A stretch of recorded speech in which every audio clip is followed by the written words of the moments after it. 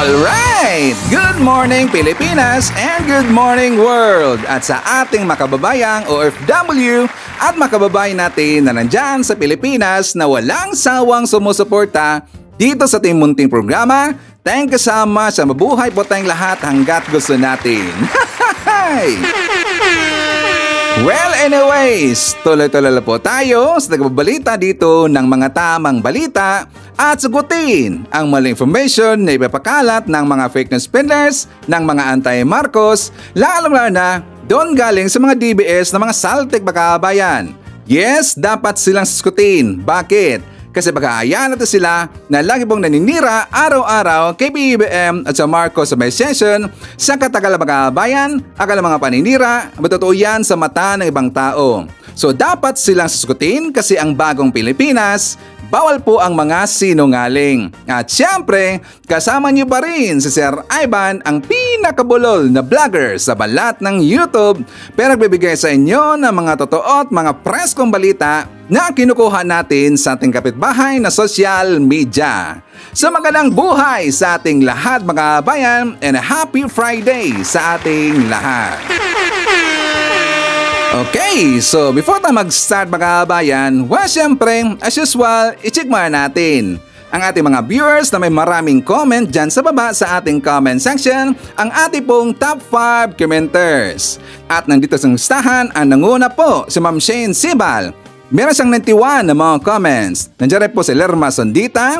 Meron siyang 56 na mga comments. Lynn Gonzales. Meron siyang 50 na mga comments. Nandiyan rin po si Divina Dikwaten. Meron siyang 46 na mga comments. And Nami Hasigawa. Meron siyang 33 lahat na mga comments. Again, thank you so much po sa ating top 5 commenters. At syempre, pasalamatan natin ang ating po mga silent viewer dito sa ating channel. Thank you so much. At syempre, pasalamatan rin po natin ang lahat ng mga viewers na lagi pong nag-like, lagi rin pong nag-shares ng ating mga videos. At syempre, yung mga na-subscribe po sa ating channel. Thank you so much.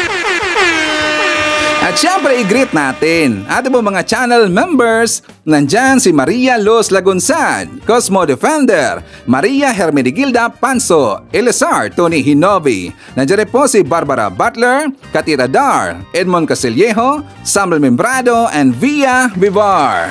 I-greet natin ating po mga suki, mga early birds. Yun ang una po sa pag-comment dyan sa baba sa ating comment section.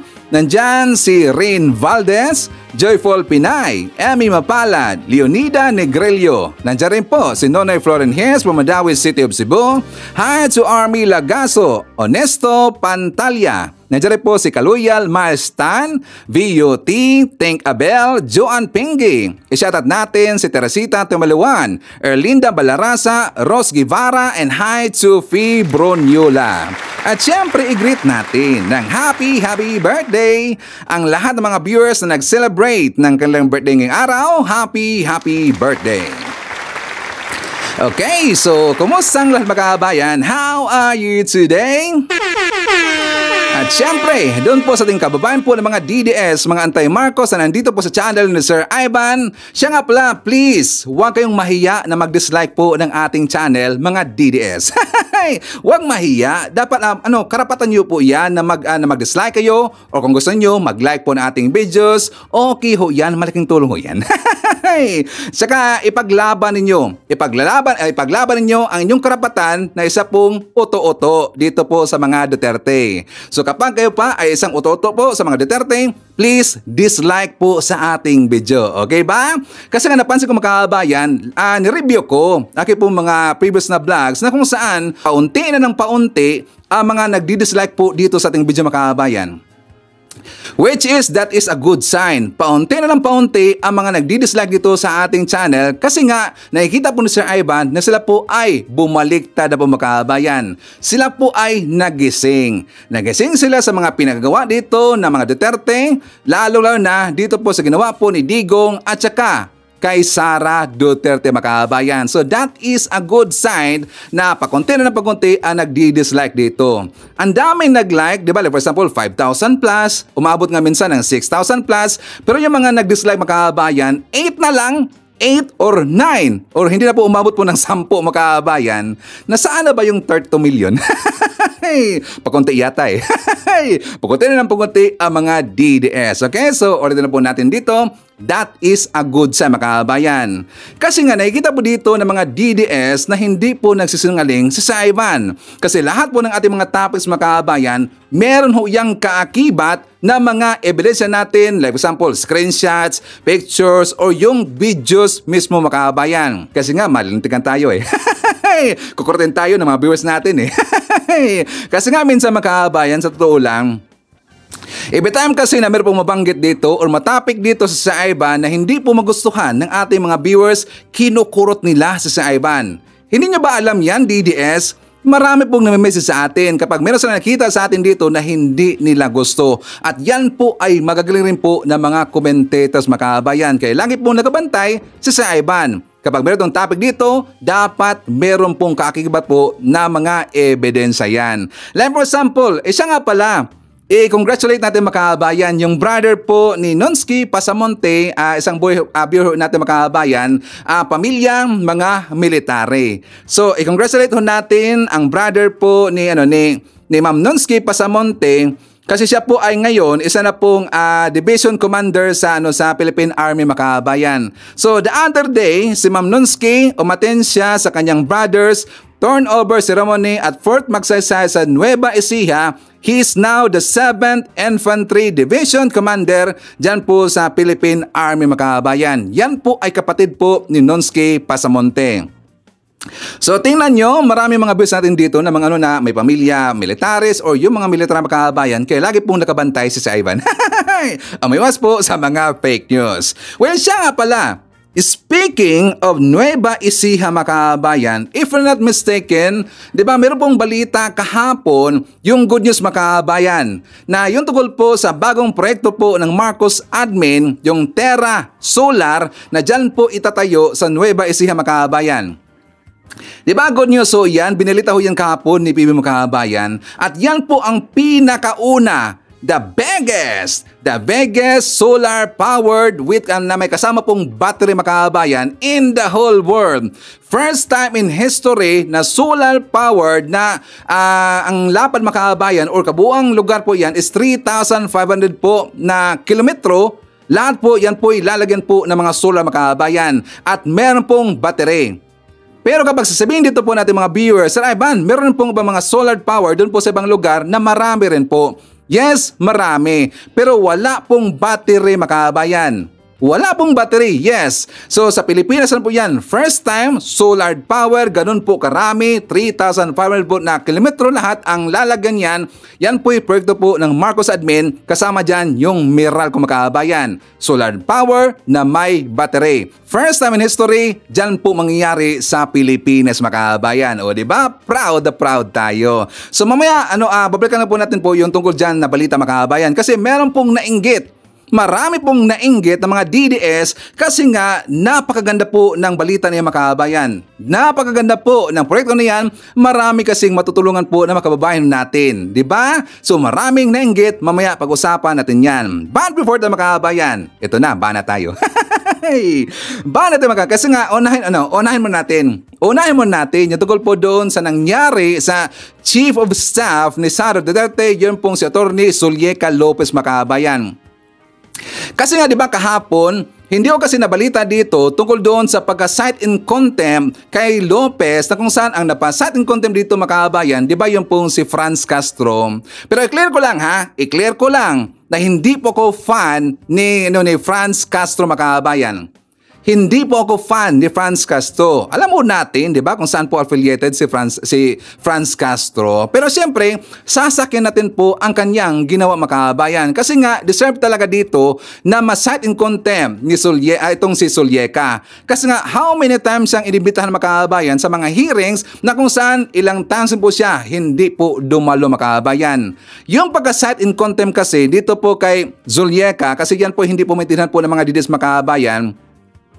Naging totality kasi yan. Naging totality ho yan kasi nga 'di ba si Sulyeca, siya po yung nakapirma mga kabayan. Doon po sa ipinadala nila na request letter doon sa COA na kung saan sinabihan nila yung taga COA na hindi daw dapat. 'Di ba meron pong word na ginamit po na should not mga kabayan.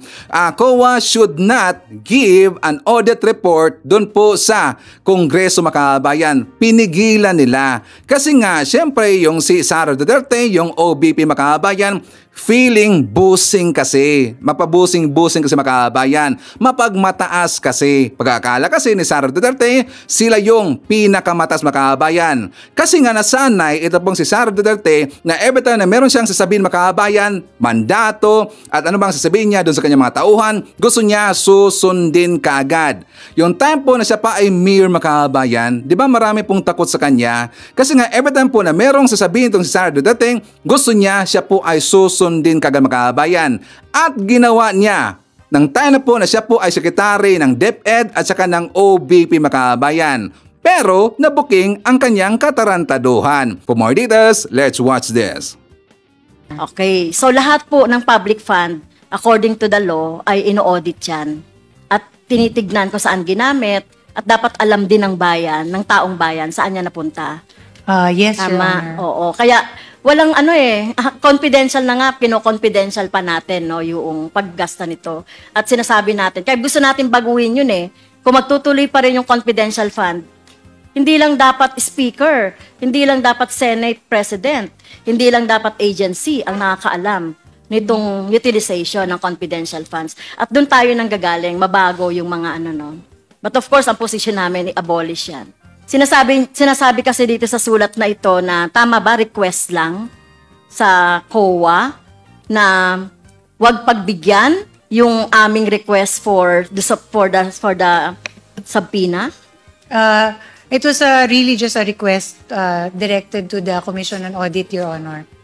Pero Mr. Chair, on the second paragraph nung kanyang letter, yung letter po ni Attorney Lopez, nakalagay dito, no, we are of the position that the subject subpoena should not be complied with for the following reasons. Ayun, na-explain mo na yon.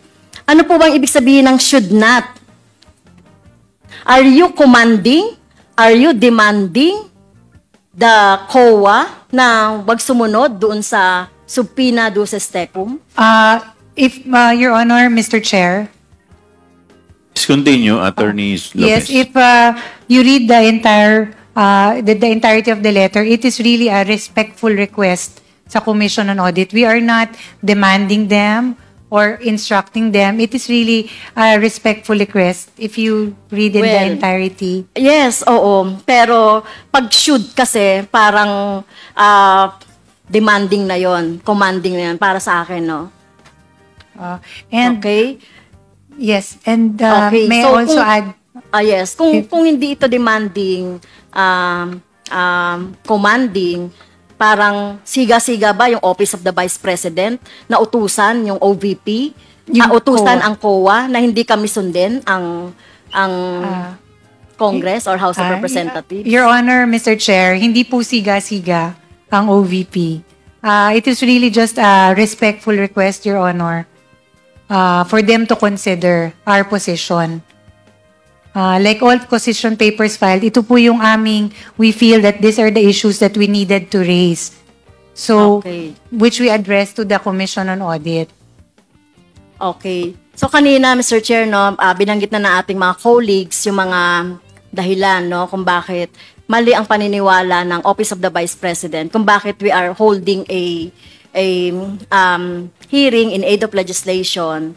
Dahil sabi nila wala pa daw batas o wala pa daw panukalang batas. So kaya nga tayo nag-hear ng, 'di ba? Malinaw naman na 'yan. Pero dito sa letter na ito, Mr. Chair, may plano talaga ang Office of the Vice President na mag-interfere doon sa ating conduct ng ating proceedings. Dahil dito, Mr. Chair, I'm sorry, Attorney Lopez, no, dahil ikaw yung nakapirma dito. And according to our rule, reasons on the undue interference in the conduct of proceedings. So may I move, Mr. Chairs, na nag-violate si Attorney Lopez dito sa ating proceedings or doon sa ating trabaho due to this Section 11, letter F, undue interference in the conduct of proceedings. May I move to cite Attorney Lopez in contempt, Mr. Chair. I move. Your Honor, Mr. Chair, before you make the ruling, Any second? if I may be allowed, Any second to the motion? uh, Duly seconded. Is there any objection? Your Hearing none, Honor. the motion is carried. respectfully, Diba, nagtangka pa siya mag-explain makahabayan. Kung ginawa pa sana niya noon, nung time pa po na siya po inibitahan po first time makahabayan, not first time, yung second time, third time, diba, hindi na po siya napakita makahabayan. Kaya nga, nung time na yon, dapat sinabi niya na po lahat makahabayan. Dapat sinabi niya na sana lahat yon. Ang problema naman kasi dito po kay Zulyeca, siya kasi po ay pag ganun-ganun makahabayan, magsalita. Pinipigilan pa rin niya. Napansin naman natin, di ba yung the whole po na interview dito po kay Zulyeca makahabayan, marami siyang mga pinigilan po na mga information tungkol doon sa kanilang ginagawa dyan po sa OVP makahabayan. Kasi nga pinagtatakpan niya itong si Sara Duterte. Kitang-kita na mata niyan. Tapos ngayon, gusto niya pang mag-explain makahabayan. Hindi na po, nakapag-design na po yung Kongreso na siya po ay i-cite in contempt. Ito kasing si Sara makahabayan, no? Di ba nabanggit ko sa aking, di ba nasabi ko na siya po ay nasanay na hindi po pag-uusapan ang kanyang mga wealth makahabayan. Or for example, kapag meron siyang sasabihin dito, mandatong ibibigay niya sa kanyang mga tauhan o sa kanyang mga constituents, gusto niya hindi yun i-interfere, dapat yun kagad po ay masunod makahabayan. Kasi nga, if I'm not mistaken, meron kasing balita noon, ng time pa siya po ay isang mayor pa makahabayan. Kasi nga, di ba, naging issue po ang kanyang wealth makahabayan. Hindi na po yung wealth po ni Digong, yung kay Baste at saka kay Pulong makahabayan. Meron kasing isang congressman, if I'm not mistaken, na nakafocus doon sa wealth po ni Sara Duterte. Ngayon, ito pong si Sara makahabayan kasi nga napansin po ng congressman na yun na pataas at palaki na ng palaki po ang wealth ni Sara Duterte. For example, noong time po na naging presidente na ang kanyang papa na si Digong makahabayan, 2016, 2017, 2018, kaya naging questionable na kung bakit palaki na ng palaki ang kanyang wealth makahabayan. Una, itong si Sara, siya po ay nagtrabaho po sa gobyerno natin. So may karapatan po ang taong bayan na tanungan po tungkol sa kanyang wealth kasi nga para malaman natin saan nanggaling ang kanyang pera makahabayan na pumapasok doon sa kanyang bangko. At yan po ay makikita po sa salin makahabayan. Diba? Hindi niya daw obligado na mag-explain doon sa kanyang wealth, gonggong talaga eh. Kaya siya po ay nasanay. Dito po sa issue po ng kanyang budget, dyan po sa OVP makahabayan, na tinapisan, hindi siya kasi sanay na siya po ay i-interfere. Kaya siya po ay galit lagi. Kasi siya po ay brate nila makahabayan. Diba? Batang isip naman kasi. At saka meron akong ipapakita sa inyo makahabayan, isa pong video, na kung saan nakakatuwa talaga kasi nakita po si Sara Poset doon po sa Mary Grace Piatos na store makahabayan. Nakita Sir Ivan? Yes, nakita po. Let's watch this.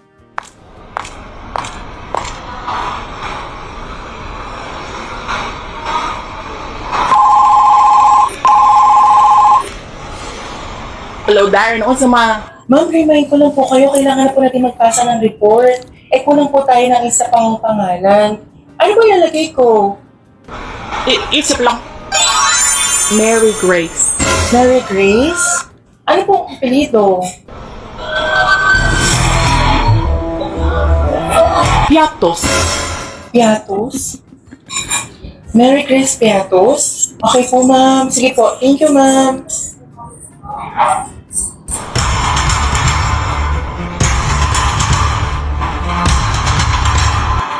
Ang galing ng gumawa nitong makahabayan, no? Ang galing talaga eh.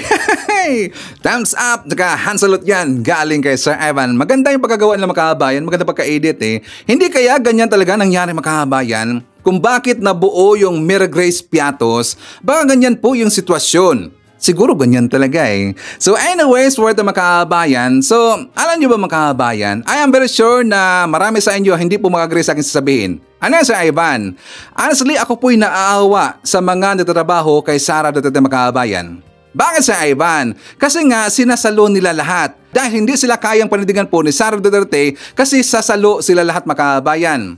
Malamang sa malamang, hindi malayo ito pong si Atty. Zulieca Lopez Makabayan. Magre-resign po ito. Katulad po dito kay POA Makabayan. Malamang sa malamang, ganyan po ang mangyayari. Magre-resign po itong si Zulieca. Bakit?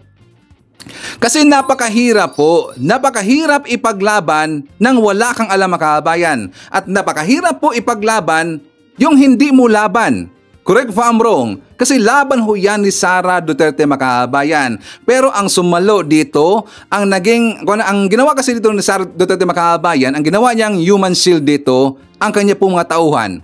Diba parang naging full guy lahat? At ang dapat din pong sumagot dito sa mga issue na yan, si Sara Duterte. Okay?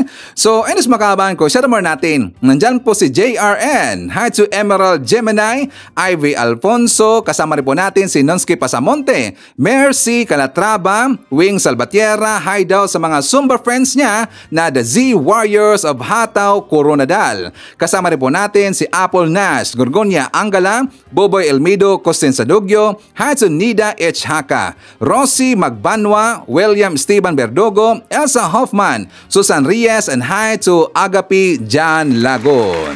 Okay, so mga kababayan ko, before tayo mag-proceed po sa ating mga mainit na mga topics, live for sample, doon po sa ginawa po ni Senator Amy Marcos mga kababayan. And also, sasagutan rin po ni Sara Duterte versus Speaker Martin Romualdez. But before that, siyempre, good news muna tayo. For more details, let's watch this. Tiwala ang Philippine Economic Zone Authority na maaabot ito ang 200 billion pesos na target investments ngayong taon. Inihayag yan ng PEZA matapos pumalo sa 186.9 billion pesos ang investment approvals as of November 13. Dagdag pa ng PEZA, nalagpasan ito ang 175.71 billion pesos na investment approvals noong 2023. Mas mataas din ito na 32% mula sa 184 billion peso investments sa kaparehong panahon noong nakaraang taon. Mula January 1 hanggang November 13, 222 na bago at expansion projects ang inaprubahan ng NEDA Board na inaasahang makapagbibigay ng $3 billion na kita sa exports at makabubuo ng 60,000 direct jobs. Higit 2,000 agrarian reform beneficiaries sa Pampanga nakatanggap na maagang pamasko mula sa administrasyon ni Pangulong Ferdinand R. Marcos Jr. Ito ay ang titulo ng lupa na matagal na nilang sinasaka at paglaya nila mula sa pagkakautang. Naomi, libo-libong mga magsasaka mula rito sa Pampanga ang tila nabunutan ng tinik matapos makatanggap ng certificates mula sa pamahalaan kaugnay ng lupang kanilang sinasaka.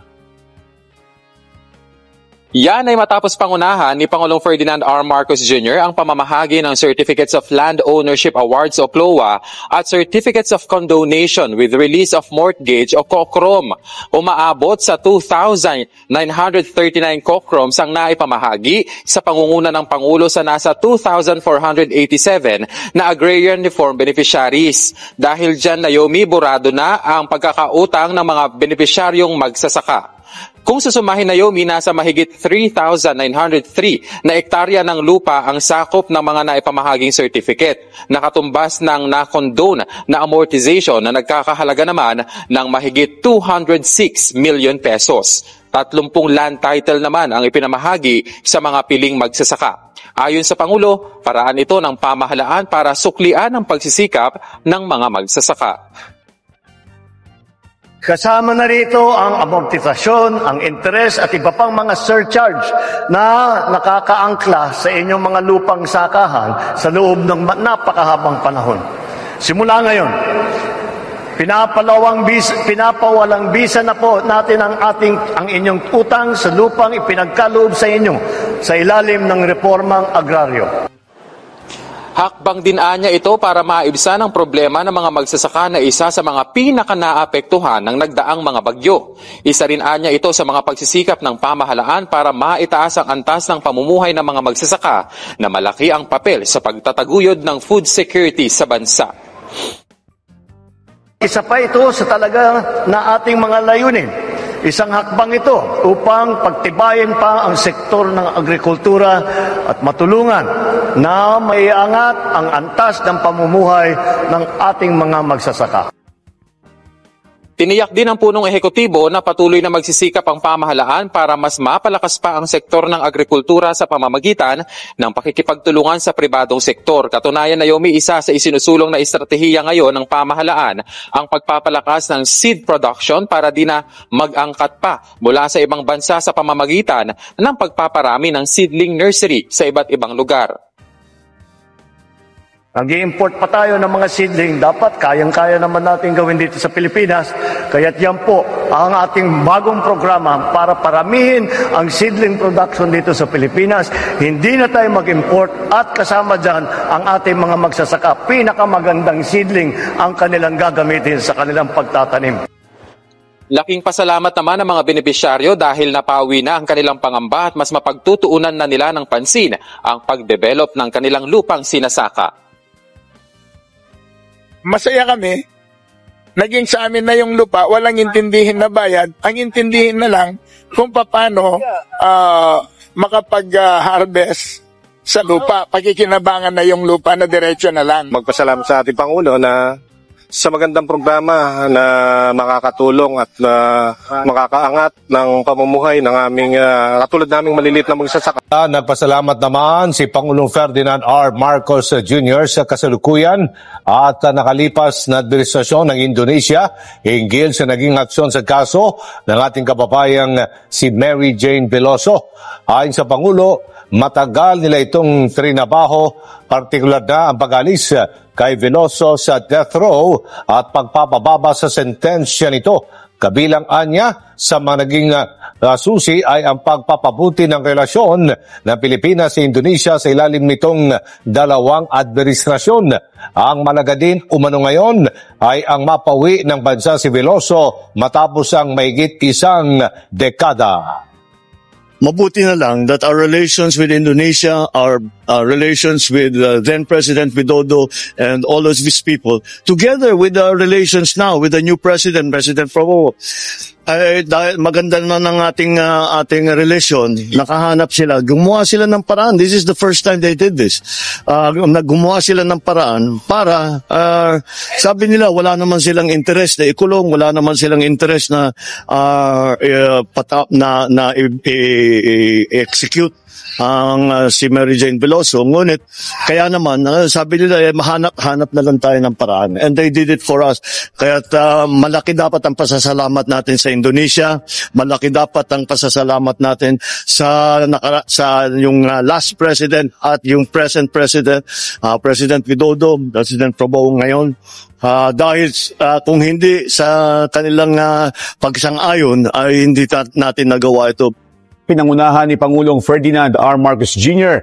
ang groundbreaking ng pinakamalaki at pinakaunang solar plant and battery storage facility sa buong mundo na itatayo sa Nueva Ecija.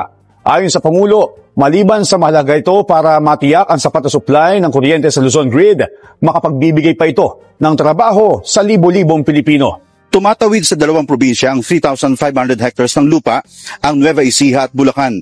Tatawagin itong M-Terra Solar. Ngayong araw, ginawa ang groundbreaking nito na dinaluhan ni Pangulong Ferdinand R. Marcos Jr. Now that the time capsule has been sealed, the President shall lower the time capsule. In full swing na ang 200 million peso project ng Meralco Power Gen Corporation at ang Terra Solar Philippines Incorporated. Naayon nito sa kagustuhan ng Pangulo sa pagpapaunlad ng renewable energy sa bansa.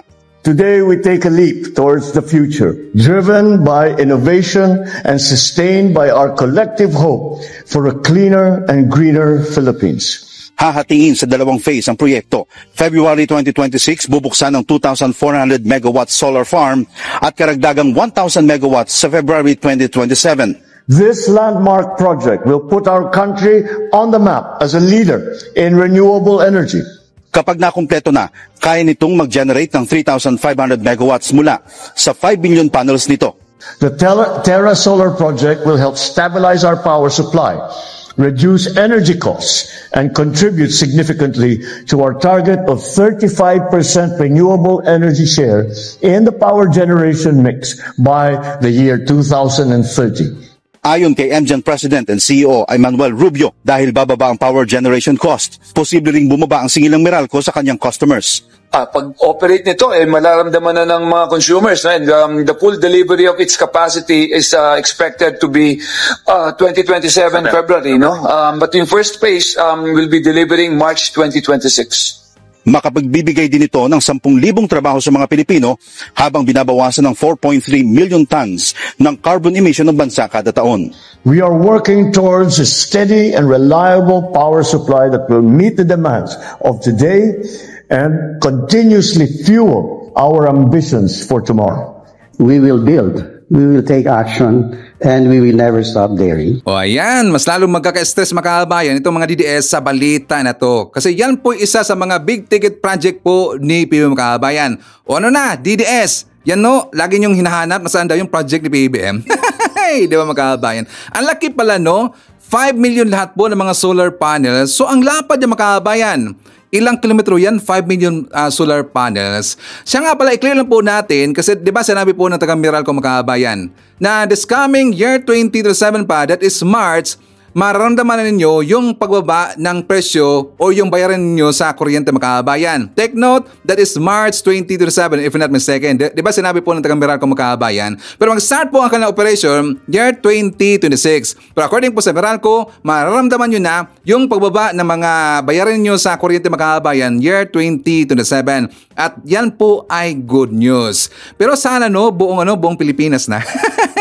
Yan po yan ilagay mga kabayan sa Nueva Ecija. Pero sana maramdaman rin po sa part ng Visayas and also sa Mindanao mga kabayan. Okay, so ano na mga DDS, di ba hinahanap nyo rin po yung tungkol po sa investment.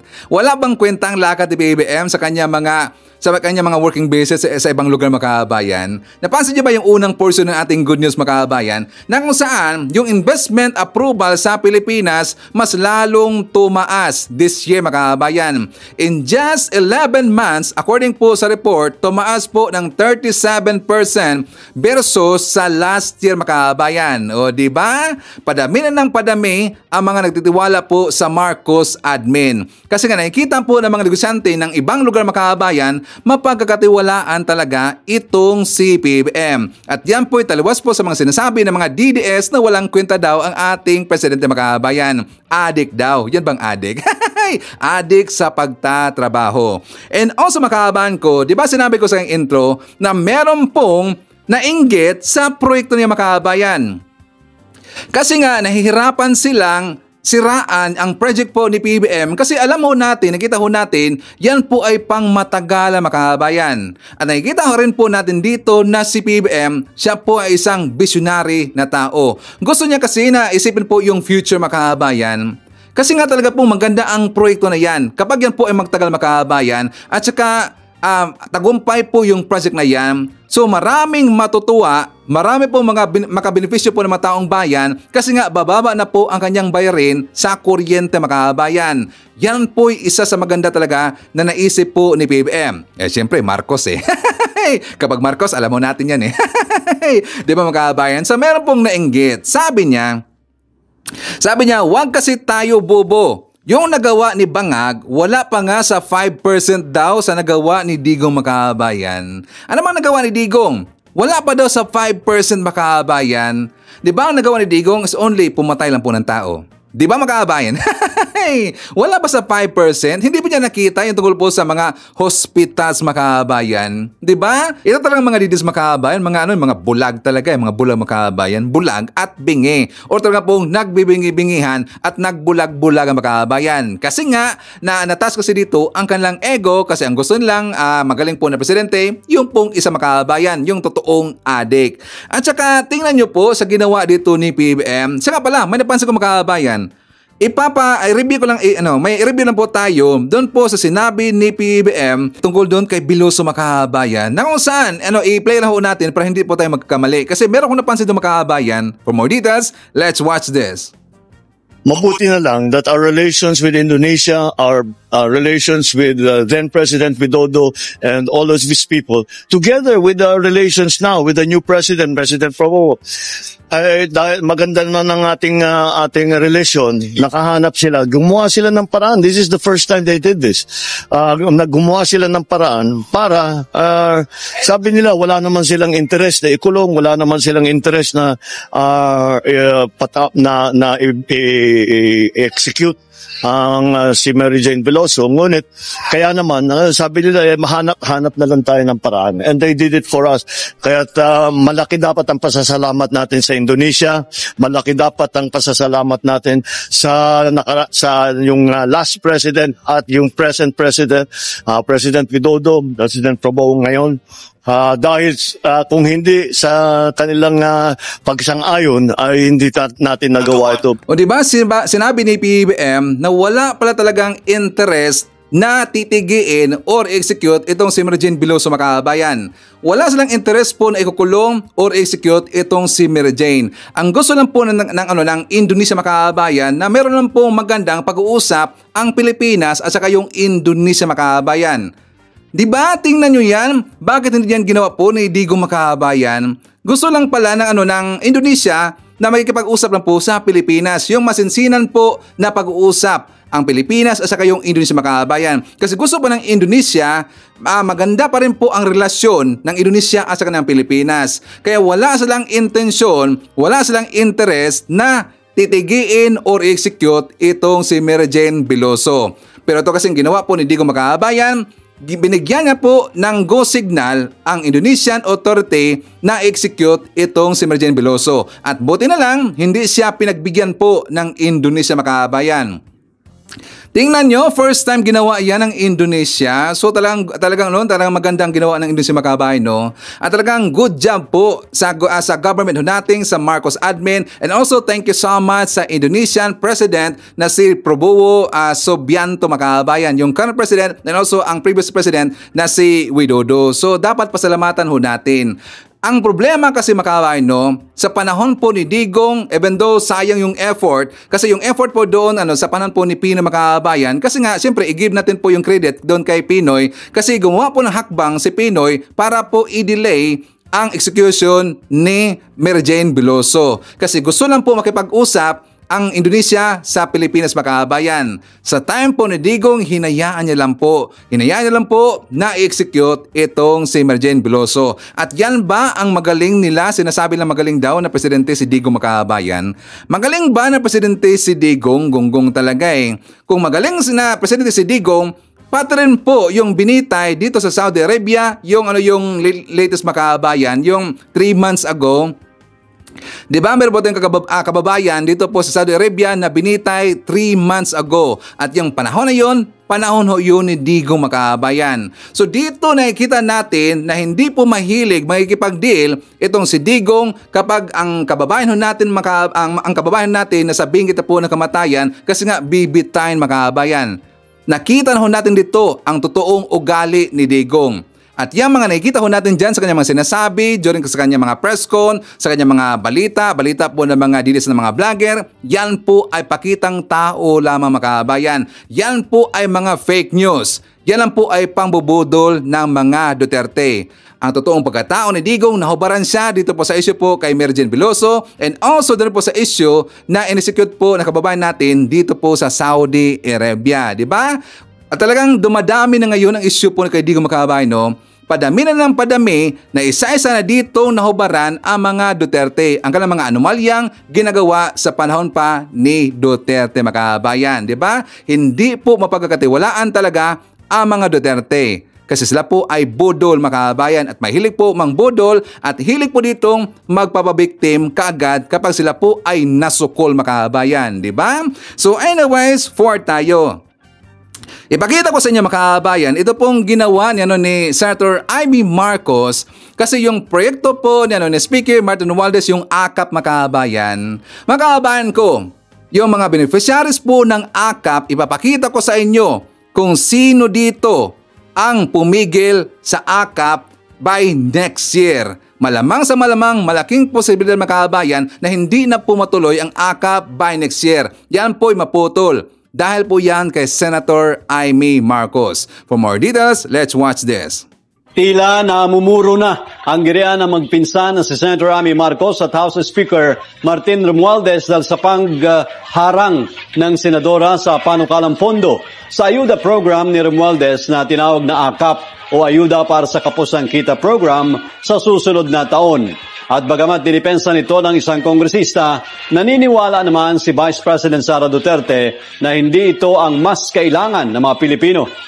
Tila namumuro ang girian ng magpinsan ni Senator Amy Marcos at House Speaker Martin Romualdez dahil sa pagharang ng senadora sa panukalang pondo sa ayuda program ni Romualdez na tinawag na AKAP o Ayuda para sa Kapos ang Kita program sa susunod na taon, kung saan binigyang diin ng presidential sister na hindi naman umano suportado ng Pangulo ang nasabing programa. Sa plenary debate ukol sa nakasalang na 2025 proposed budget ng Department of Social Welfare and Development o DSWD, sinabi ni Marcos na siyang sponsor ng panukalang DSWD budget. Tinabla niya ito dahil walang programa niya ang pamahalaan na pag-aari ng sinuman. Nabatid na nasa 39 billion pesos na pondo ang inaprobahan ng Kongreso para sa AKAP, bagay na pinalaga ni Marcos kung saan sa kanyang termino saad dito na deleted ang tumataginting na allocation. Bagkos ni-realign na umano sa katulad na programa ng DSWD ang AICS o Assistance to Individuals in Crisis Situation. Nakakatuwa yung AKAP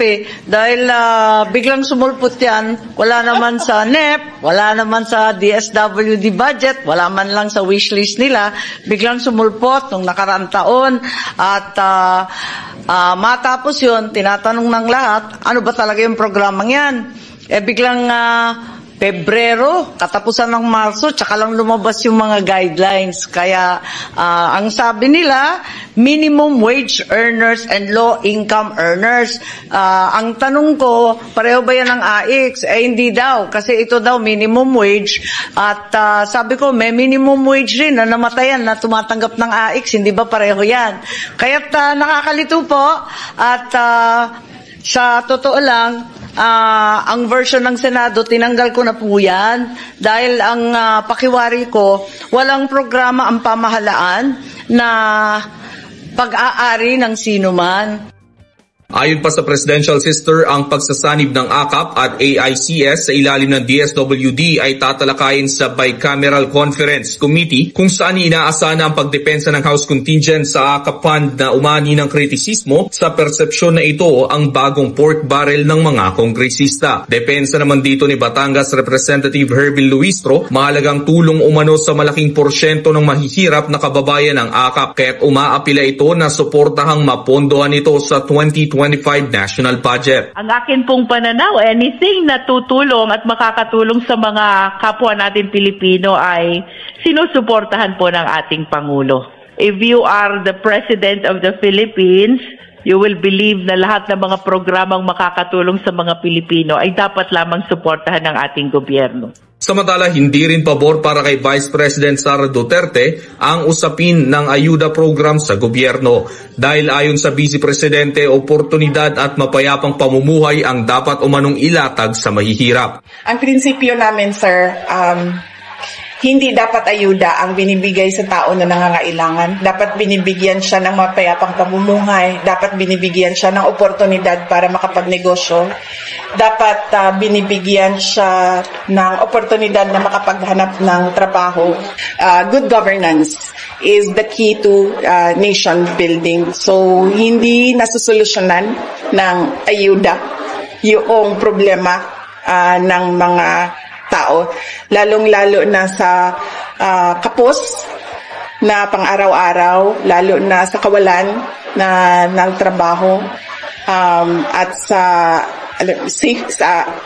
safety and security and well-being ng tao. Kaugnay nito, ibinida rin ni Duterte na sa ngayon imbes ayuda, bahagi ng pamaskong proyekto ng OBP ang gift-giving na kumakatawan na rin umano sa tradisyon ng mga Pilipino tuwing holiday season. Napaka-BS naman sinabi po ni Sara Makabayan. Siya nga pala, ulitin ko lang po dito, mga viewers natin po na membro ng AKAP, malamang sa malamang yan po'y mawawala on the next year. Dahil po yan kay Senator Amy Marcos. Okay? So para alam niyo po kung sino ang pakana dito. Doon po sa sinabi po ni Sara Duterte, napaka-BS Makabayan, Di ba ayaw niya sa mga ayuda? Ayaw niya sa mga ayuda. Take note. Kasi sabi niya na dapat daw ang ibigay dito ng ating gobyerno yung magandang pamumuhay ng mga kababayan natin po mga Pilipino dyan sa Pilipinas. Gusto niya bigyan daw ng gobyerno ng oportunidad ang ating kababayan po na makapagnegosyo or makapagtrabaho. Kasi sabi niya mga kababayan, good governance now is the key to a nation building mga kababayan. Di ba? Sinabi niyan. Nakalimutan ba niya na dahil po sa ayuda mga kababayan, nagalit siya sa DSWD. Nalalaban natin yan. Yung issue po doon po sa yung siya po ay pinagtanggol po ni Senator Amy Marcos mga kababayan during po sa deliberation budget ng DSWD na kung saan sinabon doon itong si Secretary Rex Gatchalian mga kababayan kasi nagsumbong sa kanya ito pong si Sara Duterte na hindi daw pinagbigyan ang kanyang request, ang kanyang mga tickets mga kababayan na kung saan para po sila ay tutulungan, mabigyan po ng suporta ng DSWD yung tungkol po sa mga relief goods mga kababayan. Di ba nalalaman natin yan? Di ba sinabon po ang DSWD ni Senator Amy Marcos kasi nga nagalit doon si Sara Duterte. Nagsumbong niya, hindi daw pinansin ang kanyang mga ticket request doon sa DSWD para sila po ay bibigyan po ng mga relief goods mga kababayan. Relief goods, ibig sabihin niya rin po ay serve as ayuda mga kababayan. Di ba napaka-BS talaga eh. Ayaw niya sa ayuda, pero dito mas gustuhan ko pa yung AKAP mga kababayan. Bakit sa Ivan? Mas gugustuhan ko pa yung AKAP kasi nakikita ho natin sino ang binibigyan dito. Alam niyo ba na 4 million lahat ng mga Pilipinong beneficiaries ng AKAP mga kababayan? So nakikita natin dito kung sino yung pinagbibigyan or binibigyan mga kababayan. Unlike doon sa confidential funds ni Sara Duterte, ang kanyang funds sa sekreto mga kababayan na hindi natin alam saang bulsa napunta yon. Diba? Nag-guess nyo ba si Sir Ivan? Mas gugustuhin ko pa yung AKAP, yung mga ayuda versus doon sa mga sa issue na budget na confidential funds si Sara Duterte na kung saan very questionably kung sino-sino lang po dito nakatanggap po ng envelope mga kababayan. Diba? Ang daming nabigyan po ng envelopes eh. Ang daming nabigyan po ng mga vlogger. Magaling doon ang sweldo po ng mga vlogger na mga kababayan, magaling rin po doon sa confidential funds. Galing po sa mga envelopes. Diba? Sa confidential funds po ni Sara Duterte, yung mga bilyones mga kababayan, milyones plus bilyones, hindi natin alam kung saan yun po napupunta. Pero yung AKAP, nakikita natin kung sino yung binibigyan mga kababayan. Correct ba, Amrong? Diba? Napaka-BS talaga eh. Tapos dito po nakita natin kung sino ang rumisbak mga kababayan, kay Speaker Martin Romualdez.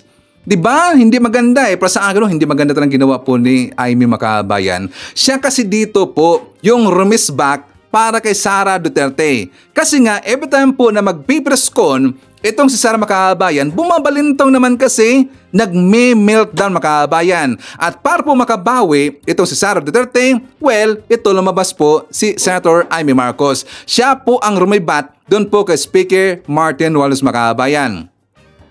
Ang pangit niyan eh. Tas alam nyo ba kung saan nag-umpisa yung makabayan? Sa hindi po nakakaalam kung bakit na-brought up yung issue po tungkol doon sa OBP versus DSWD makabayan. Di ba ang unang nagreklamo doon, yung ito pong si Bongo? Correct ba, Amrong? Ang unang nagreklamo doon, ito pong si Bongo. Sinugundahan na po ito ni Senator Amy Marcos makabayan kasi sila po ay DDS. Iisa lang po ang kanilang mga tinae. Alam niyo ba yung tinae? Isa lang po ang mga tindahan makabayan. Kaya ganun po, nareklamo si Sara. Ngayon, nag-resback itong si Bongo. And then, rumibat rin po itong si Senator Amy Marcos. Kasi puro sila DDS makabayan. Naawa nga ako eh. Honestly, naawa ko doon sa time po yung deliberation budget po ng DSWD makabayan. Sinabon doon, dalawang tao versus kay Rex Gatchalian. At buti na lang magaling po si Rex makabayan. Kasi nga nabigay niya ang lahat po ng mga informations, ebidensya, documents na talaga pong tinugunan yung lahat ng request ng OBP na bibigyan sila. Or pinagbigyan po ang kanilang request po ni Sara Duterte. May mga ebidensya kasi si Rex makabayan. Kaya nangyari ngayon, napahiya si Senator Amy Marcos at saka si Bongo makabayan. Diba? And speaking of Bongo, Yang pong Malasakit Center makabayan, alam nyo ba umiyak the other day itong si Bongo? Bakit si Ivan? At una before taputa doon. Alam nyo maraming galit ng mga DDS kapag meron pong Marcos makabayan or nandyan po sa Marcos admin na meron silang mga tarpaulin dyan sa labas at kapag nakikita nila yan, di ba binabas makabayan? Di ba binabasa na yan at saka marami silang sasabihin na hindi maganda, bakit daw ginamit tong proyekto na to at saka merong mukha silang nakikita. Like for example, kay Speaker Martin Romualdez makabayan, ang kanyang serbisyo fair, ang kanyang sa AKAP, at saka marami pang iba tungkol dito sa Tingog Party List. Di ba may nakita tayo po ng mga mukha po ni Speaker Martin Romualdez. Pero hindi kayang sabunin si Bongo na mga DDS na kahit saan kayo magpupunta kapag meron pong Malasakit Center makabayan. Kaninong mukha ang makikita nyo dyan? Di ba kay Bongo? Kay Bongo makabayan, kahit mag-type kayo dyan sa Google, i-search nyo lang po Malasakit Center. Kaninong mukha lagi po ang lumalabas? Diba kay Bongo makabayan, parang ginbrace na ho niya yung Malasakit Center para maisip po ng taong bayan kapag babanggitin niyo po yung Malasakit Center, kay Bongo yan. Kasi marami po mga beneficiaries, mga membro po ng Malasakit Center makabayan na I'm very sure, alam niyo rin po na maraming natutulungan yung Malasakit Center. Kaya nga nagkakaroon dito po ng utang na loob yung mga kababayan natin doon po kay Bongo kasi lagi lang nakikita po sa picture po ng Malasakit Center, nandyan po mukha po ni Bongo. Kaya nagkaroon dito po ng utang na loob ang kababayan natin po na convert kasi yan into vote dito kay Bongo makabayan. Sakto bang analysis sa Ivan? Di ba? Hindi na kaya nabanggain sa Bongo. Gonggong talaga eh. So anyways, ito po sa sinabi ko makabayan kung bakit bilang umiyak ito pong si Bongo. Let's watch this. Kung makakatulong naman po ang DSWD through medical assistance ng AIX, malaking ginhawa po yung 62,000. Halimbawa, nagbigay kayo ng 20,000, 42,000 na lang po yung babayaran niya. O kung sinagot nyo, lang problema, bawal sa ngayon, no? Bawal. Ginagawa na nila, sa abot nilang nakakaya, ginagamit na nila yung AIX sa medical assistance. Hindi na sa medical. Hindi kasi na kailangan pag binigay yung 3,000, pwede na doon sa Malasakit Center. Pwede na maggamitin. Gagawin na pag nag-umpisa itong JAW. Sa kasamaang palad, inaamin at walang magawa, ang tatlong grupo, itong DOH, ang DSWD, pati ang PhilHealth, pirmado na sila. Ang problema, yung PCSO, hindi pa rin pumipirma. Baka Secretary Rex, pwede nyo pakiusapan. Kasamahan nyo naman yan sa Executive Department na bilisan. Sinabi na nga ng ating sponsor na kasamaang palad. Paano na yung mga pasyente? Antayin na natin, ilan na naman ang mamatay, hindi makalabas ng ospital. 14 months na po itong JAW. Hindi pa po lumalabas. Ilang pasyente na po ang mamamatay nito. Oo, tama si Senator Go dahil sa ilalim ng ating batas ng malasakit, yung 4 na ahensya ay obligado na pumirma at mag-report pa nga sa atin at sa opisina ng Pangulo. So while may ahensya tayong ayaw tumulong, halimbawa ng PCSO, ayaw nilang tumulong, ayaw nilang pirmahan yung JAW kasi ayaw nilang tumulong. May magagawa ba ang DSWD sa ngayon sa tumulong kayo through your AIX sa medical assistance? Palagay ko, wala naman silang kapangyarihan pilitin ng PCSO. O, di ba? Nagpanik makabayan. Nagpanik, rumisbak ang PCSO. Sa hindi po nakakalam, ang Malasakit Center makabayan supported, funded by DOH, by PhilHealth at saka ng DSWD makabayan. Ang DOH, PhilHealth plus DSWD funded ho yan ng PCSO. Tapos makailang beses po sinabon ni Senator Amy Marcos at saka ni Bongo ito pong si Rex Gatchalian makabayan. Tapos ngayon nakikiusap si Bongo kay Rex na pakiusapan daw yung PCSO makabayan na pumirma na at mabigyan po ng budget makabayan. Diba gunggong talaga eh. Bakit siya nagpanik si Ivan? Kasi baka malilintikan dito ang Malasakit Center. Malapit na po yung eleksyon makabayan. Next year na po. Kapag magkakalitsi-litsi dito ang Malasakit Center, naku, patay ang boto ni Bongo. Nakakatawa naman. Di ba? So, anyways makabayan ko, before tayo mag-jump po sa next topic, isa naman natin, si Michael Vinas, hi to Elizabeth Habihan, Rebecca Villarin, nandiyan po si Masking Digma, Divina Dicuaten, hi to Antonio Payos, Jewel Carrillo, kasama rin po natin si Flor Pigo Mapag, hi to Jane Morin, she's watching from Medina, Saudi Arabia, pasyatat daw sa taga Bacolod, Bacolod City, City of Smile. And hi to Luisa Yamamoto, Elmer Pinaranda, nandiyan po si Felix Afari from Bohol, Shirley Risman, hi to Salve Kaparanga, and hi to Dane Aldrich Datuin. Okay, so mga kababayan ko, ipakita ko sa inyo ang vlog ni Mike Abe. For more details, let's watch this. Inamin po ni Pangulong Bongbong Marcos na nag-usap na sila ni President-elect Donald Trump at magpapatuloy ang magandang relasyon ng Pilipinas at ng Amerika. Ayan. At nako, ito pa yung isang magandang balita dyan. Isipin mo, kinukumusta, unang-una daw itinanong at kinumusta ni President Trump ay si dating First Lady Imelda Marcos, yung kanyang ina.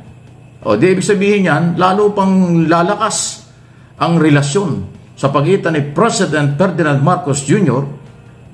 sa US dahil yung palang kanyang ina ay kaibigan at kilala ni President Trump. O, di ba? Ayan po yung pagpapatunay. Maliban lang dun sa bilang professional, president to president, kung hindi, ang matindi pa dyan, yung palang mother niya, dating First Lady nga, ay kilalang-kilala ho ng President-elect ng Estados Unidos. Ayun na yun. So, panalo ang Pilipino at magkikita raw sila.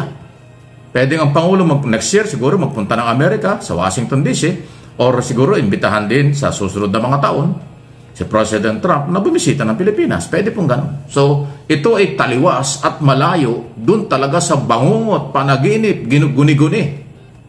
Ha? Hallucination nga, tawag ni, ni Secretary Bersamin dyan mga guni-guni ng mga DDS, Duterte Camp, na hihina itong gobyernong ito dahil ang tingin nila ay maka-Duterte, si Trump, ay hindi ho pwede yun. Hindi pwedeng maka-Duterte ang Amerika, lalo na kung ang image ng isang tao ay lumalabag sa karapatang pantao.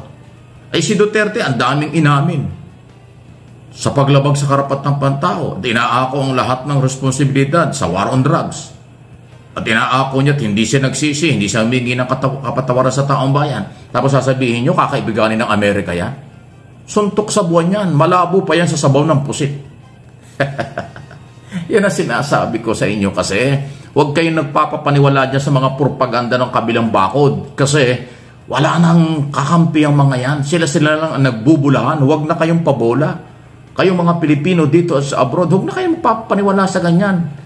Dito kayo maniwala at sasabihin natin ang totoo.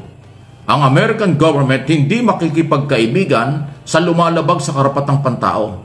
Ang American government ay makikipagkaibigan sa ipinatutupad o rule of law, pinatutupad ng batas, mayroong due process, nire-respeto ang karapatang pantao, lalo na sa ilalim ni President Bongbong Marcos Jr. Ayan, okay?